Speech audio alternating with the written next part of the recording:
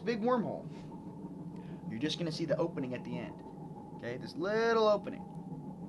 And you're traveling. You're now traveling. Like I like to use the analogy of the roller coaster, because if it's familiar, and I think people can, it becomes more of a game, but more of a sensation that you will be undertaking. You're going up, you're going down, you're going left, you're going right. Okay, so you're traveling down this wormhole, focusing on the opening point, and off you go. Okay, you're traveling, you're traveling. Now in the beginning, some of you will just be able to make it into the wormhole. Fantastic. It takes time, practice. Mind you, the only thing slowing you down in this place is you. There are no brakes. Yes, there are some things and some abilities that some people may possess, and some things that you may have to fix to make it happen that fast for you. If you are older in age, being a first waver, you might have had a slight calcification of your pineal gland through various things in your environment. If you want more information on that, you can simply Google calcification of the pineal gland and read about it. In this video series, I'm not going to address that. However, I will address the technique of how to astral project. So, you're going down your wormhole. Skate liver oil has been known to help, by the way. You're going down your wormhole. Okay. You're traveling. After about 8-10 minutes, sometimes 20 minutes, depending on what speed you're going, okay, you will hit the star field. Okay, what does that look like? That means you're going through a wormhole, all of a sudden you'll come up into a space, okay, and you'll begin to see stars going by. Boom, boom, boom, boom. Little stars. Boom, boom. You might see a face come in and look at you and then step out of the way. What is that?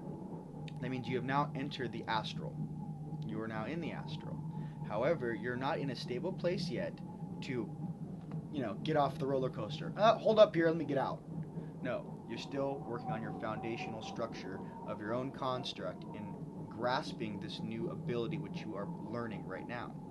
Okay? So as you're going, Starfield, don't stop and look at the stars as they go by. Okay? If you do this, you might just get stopped there. There's many people that are just stuck in the starfield. Okay? I want you to go past that. And the goal of this thing I will get to is awesome. Okay? Let me just work you through it. Now, you're heading towards your focus point. You see your focus point. I'm getting closer, I'm getting closer, I'm getting closer, I'm getting closer. All of a sudden you are inside your focus point. Then turns into a wormhole. You are then traveling forward. Okay? You're keeping your eyes locked on your bead, which is the opening little part of the wormhole. You're traveling. Could have a red tint, a green tint, a purple tint, okay, a yellow tint. You're going, boom, you're traveling, okay? Now you're into the star field. Stars are going by, boom, boom, boom, boom, okay? When this happens, you must stay on your bead. You stay locked on your bead, okay? You travel down this wormhole until all of a sudden it'll kind of stop. Like, instead of the stars going by like boom, boom, boom, boom, it'll just kind of be like boom. And you'll be able to look left, look right, look left, and you'll be able to see, whoa, I'm out. Okay, now what did you just do? You have just not only left your body, but you have separated yourself through using the front door of your body out of this dimension. You are now being able to see what you consider, if you were Native American, the spirit world. You are now past this third density. Okay. Now, some of the things to help you accelerate faster. When you're going through the wormhole and you're kind of like, oh, this is a really cool speed. Can I go faster? Yes, you can hit the gas. All you have to do is lock onto your bead again. Bring your energy up, right out your forehead. Boom. And you step on the gas. And what it'll look like is, it looks like a little starburst. Mine, it's like a little bit of energy, and then as you squint and get big, and you lock onto your point, and all of a sudden, you'll go, and then this like, in the beginning, it was like a little burst. It was like a little poof, like you hit the gas a little bit. And it looks like a little bit of glowing debris that, boom, like a little ball of energy. boom, you step on the gas. Now, as you get stronger, that little ball of energy that helps you boost will get bigger and bigger and bigger and bigger, to the point where you actually might have to hit your brakes a little bit. Now, when you penetrate the dimension with your third eye, you must understand too that sometimes you blow right past where you want to be. It's like being in the freeway and you're like, oh, I missed my exit. So this is what I mean by that. There are various bandwidths to travel on. Okay, the one I recommend traveling on would be yellow to blue. Okay, we are in the red zone currently on planet Earth, and it is shifting. Okay, and we're going from the root chakra, if you want to imagine, your bottom chakra, to your stomach chakra. Okay, we're moving up. Okay, so when traveling, some things to pay attention to. When the faces and stuff come in, you can simply tell yourself to, I would like to go, in my past videos, I'd say go blue. Now, going blue is awesome. However, if there are many things that you would miss if you simply only existed in the blue realm. Now, the orange-yellowish tint is where most people in the astral can actually sit, have a conversation, and be with one another. When you go blue, you're actually going above that. Okay? And just know that each color, if you want to think about it, I'm seeing yellow, I'm seeing purple, I'm seeing these different colors. What is that? You are riding on a different bandwidth. Okay? So imagine if this is a stream. Okay? There's the red stream, the yellow stream, the green stream, the blue stream. As you're going up your chakras, right? Well, in the same situation, say you wanted to hang out with somebody that's in the yellow, you must come up to the yellow and then ride that stream or bandwidth. It's a frequency is what I'm truly getting at. Because when someone says to me, you know, these spiritual people, you need to raise your vibration, help them raise their vibration. What does that mean? I mean that inside my vessel, which is in 3D, your vibration actually begins to raise. And what's a physical attribute attached to that, Ryan? Well, I'll show you. This is what I mean by the vibration, which comes from the inside out. Okay?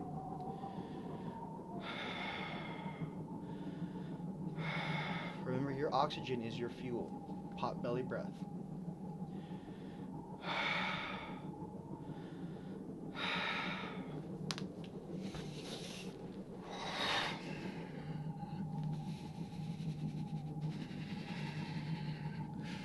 Clockwise spin to go. Lock on your focus point. Focus point here. Crown focus point. Hands go together. Hands, there's energy that actually come off the tips of your fingers. So when I go like this, I'm going focus point, crown, focus point, crown. I tie them together. You then wrap them directly over your crown chakra, and you press.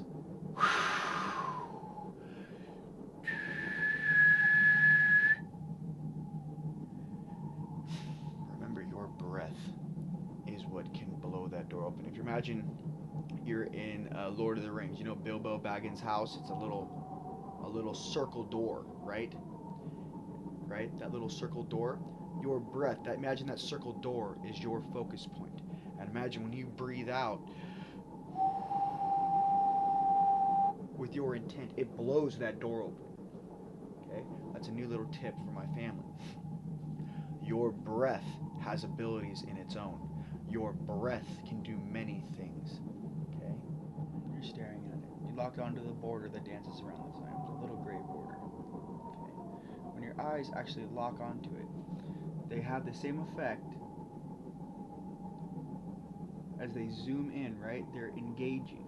This is a shortcut to have your mind's eye engage into a different type of wave that you normally don't use, okay? So, in that same way, what happens is, let's find a decent one here. The same way your eyes can pull a 3D image off this page, turning a 2D platform into a 3D image. In the same way, what is happening is that your pineal gland is doing the same thing. It is taking a 2D image and making it a 3D image. Just as your eyes lock onto the bead, lock onto the border of this flame, that zooming in, as it zooms in, then as you look away and you see where your focus point is, it's the exact same concept. So I said in the beginning, maybe, if you're having a really hard time finding your focus point, once you have the focus point, engaging that lock-on sequence, right? I would practice with a magic eye book until you can just turn the page and boom, the 3D image is there, and then boom, the 3D image is there. That's a step. Second thing is, as many of you will find, when you're phasing or just doing your normal astral projection stuff, that you might see animals. You might see, obviously, all kinds of stuff, right? Stuff from Earth, stuff that's not from Earth.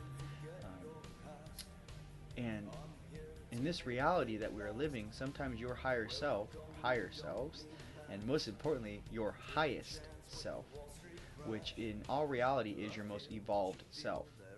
How is that, Ryan? As you work your way up the dimensions and the rings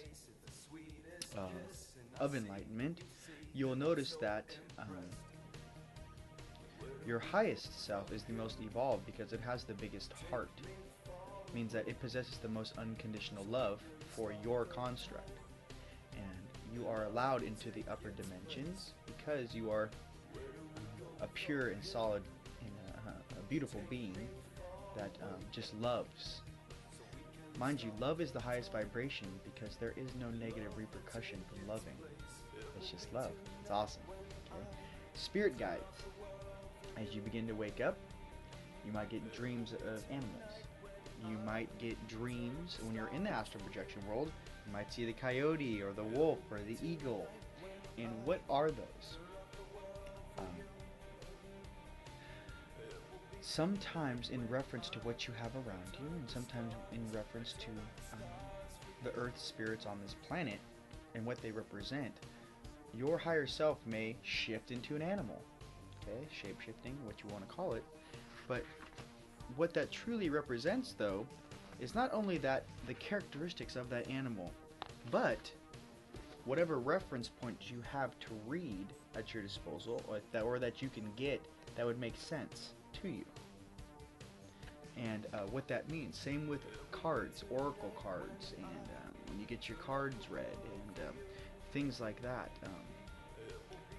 The message is what's key.